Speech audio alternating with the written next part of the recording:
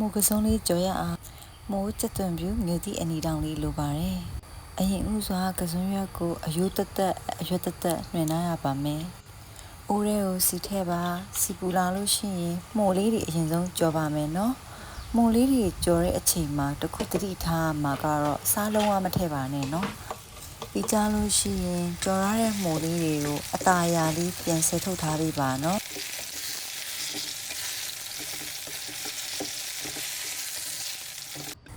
မိုးလေးတွေဆဲထုတ်ပြီးလို့ကြံခဲ့တဲ့စီထဲမှာ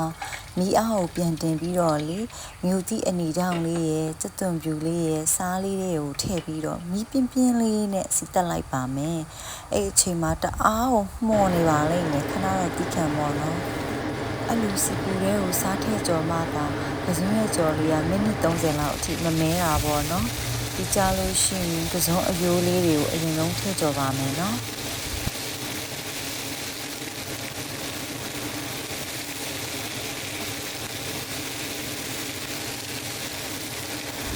ဒီနေရာမှာတခုတတိထားမှာလေအဲ့လိုမြင်းမြင်းလိုက်ပြီးတော့အစပြီးတော့စတက်ပြီးဆိုတာနဲ့အကုန်လုံး9မိနစ်အတွင်းအမြန်ပြီးအောင်လုပ်ဖို့တော့လိုတာပေါ့နော်အရေးလေးဤလိုက်အရွယ်လေးထည့်လိုက်မယ်နော်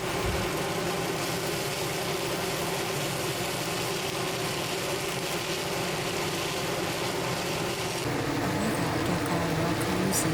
ပပိလို့ဆိုတော့ဆိုရင်တခြားအနေနဲ့စားနေတယ်လို့ပါနော်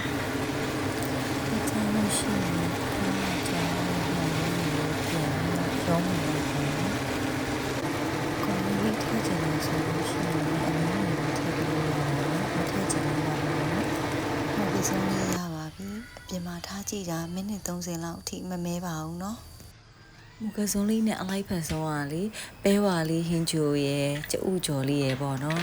အဲ့ဒါဟိမှာကတော့အခုဆိုရင်ကျဥလေးတစ်လုံးနှလုံးလောက်ကြော်လိုက်မယ်ပေါ့နော်ကျဥလေးနှလုံးထည့်လိုက်ပါတယ်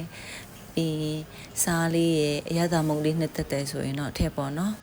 ခရမ်းညင်သီးလေးရဲ့ငြုတ်သီးအနီတောင်လေးရဲ့ချက်သွန်လေးရဲ့ချက်သွန်မိတ်လေးရဲ့အယောင်စုံလေးပေါ့နော်လှဝအောင်အကုန်လုံးထည့်လိုက်ပါတယ်ကျူတွေကိုအရသာတို့စားတို့ဟင်းချိုမုတ်တို့နှစ်သက်လို့ရှင်ထည့်လို့ရပါတယ်။စွနဲမုတ်တို့အားလုံးထည့်ပြီးတော့သမဝါအောင်မှွေလိုက်တာပေါ့နော်။စီပူလာလို့ရှိရင်မိခက်အေးအေးလေးနဲ့ပဲကြက်ဥလေးတွေအသားရလုံးထည့်လိုက်တာပေါ့နော်။မြေကောင်းလေးအနှဲငယ်ဖြူလိုက်ပါတယ်။အိုးဖုံးလေးခဏပိတ်ပြီးတော့10မိနစ်2မိနစ်လောက်ဆောက်လိုက်တာပေါ့နော်။အပေါ်သားလေးကြောက်အောင်ပြီးတော့မှအသားအရာလေးလှန်မိမယ်ပေါ့နော်ဟိမားနည်းနည်းလောသွားလို့ဥလေးကပုံအောင်ပြတ်သွားခဲ့ပါတယ်